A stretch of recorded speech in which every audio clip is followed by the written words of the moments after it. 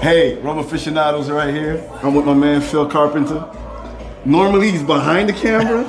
This time he's in front of the camera. How you doing, Phil? Good. Good to see you, man. So where are we today? What are we doing? So we're at the Jamaica Association for the first annual rum tasting for Black History Month. Wow, is this the first time? First time, exactly. I mean, last year we had a rum tasting. It was at another event. And I got to thinking, you know what? A lot of Caribbean people just don't understand what rums are. I mean, rum history is part of Caribbean history. It's part of Black history. So I'm thinking, why don't we have something to help people understand exactly where we're coming from, what our history is, and how rum fits into that part of history. Why was it important for you to come out with this type of event to make it happen? Because, we've been conditioned to believe that, other spirits are superior to rums. And I spoke to a lot of Black people, especially people from the Caribbean. They always talk about whiskeys, they always talk about bourbons and other spirits, and nobody ever talks about rums. I'm thinking about this one person who, she has a huge whiskey collection, and she never talks about rums. And I think a lot of it is because people just. And why did you choose to do it over here? Because at the Jamaica Association, yeah. So Jamaica Association, Caribbean history, whatever. A lot of members of the Caribbean diaspora, hang out here. I know that for a long time they were thinking of having something like this. I'm friends with the members of the executive, and so I said, why not ask them whether or not, they have all the infrastructure in place. They have the kitchen here, they have everything in place. So, why not have it here where a lot of people who know the association, know what the association stands for, to come here and just, enjoy some rums. Yeah, I like that. And I've noticed that you picked out 6 rums. How did you pick those? Basically, what was available at the SAQ, what was good quality rums, and I made sure to try rums that had no sugar added. Okay, that was basically it. Exactly, okay. yeah. Okay, why was it important for you, no sugar added? Because I'm a purist. I don't believe, like I said during the presentation, there are a couple rums that, manufacturers admit to having rums added. That I appreciate. They're not all good sugar added.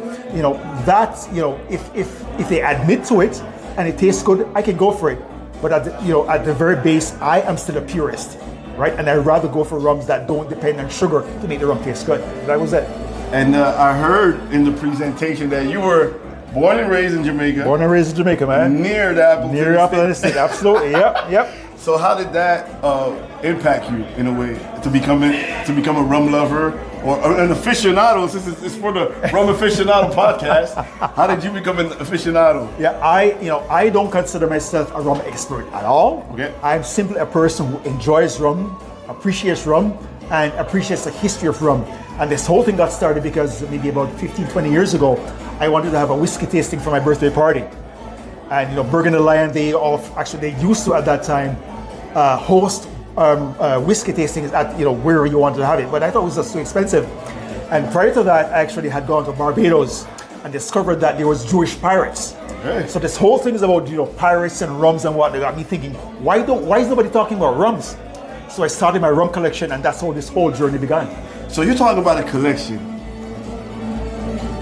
How many? What's the number?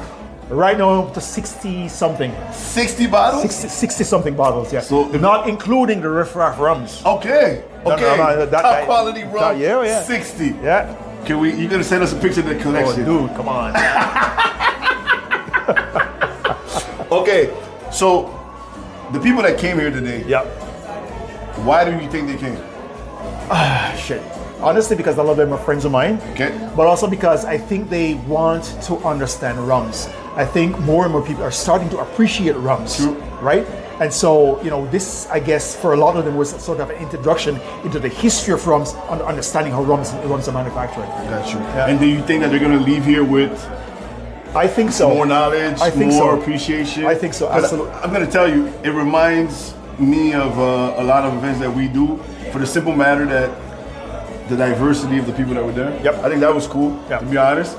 And they want an encore, Phil. Phil.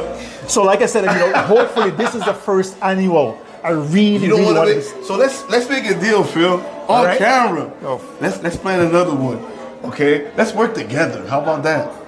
Can we do that? Can we do that? The Montreal International Rum Festival and Phil Carpenter. Listen, I am no rum expert, man. I'm simply an enthusiast who appreciates rums Got you. and appreciates the history of rums. Got you. Right? So, No, but they won it on encore, Phil. You did a good job. I'll think about it. Say they won it on court. I'll think about it. We'll talk off air. Yeah. And you also said that today you were planning on having someone special. Yes, I reached out to Appleton, to Campari, to hopefully have Joyce Spence or somebody else to sort of explain the situation of the rum industry in Jamaica and also about what's happening with the GI.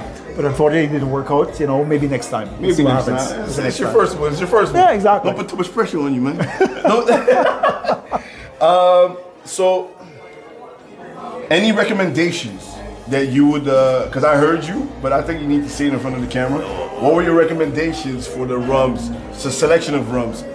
You said today the 6th selection that you gave out. Yeah. Were sipping rums. Yeah, I mean, you know, I am hesitant to make recommendations to people. I would suggest, you know, people start on their own rum journey and discover what they like. Gotcha. Right? For me, I'm a purist. I don't like additives to my rums. I don't like sugars added to my rums. There are exceptions, of course. Even for spice rums, I know there are a couple of spice rums that are really good. Generally speaking, I don't like spice rums. You know, people have gifted me, you know, different rums from different places, but generally speaking, I'm a purist. But people have to discover what they like, what they prefer.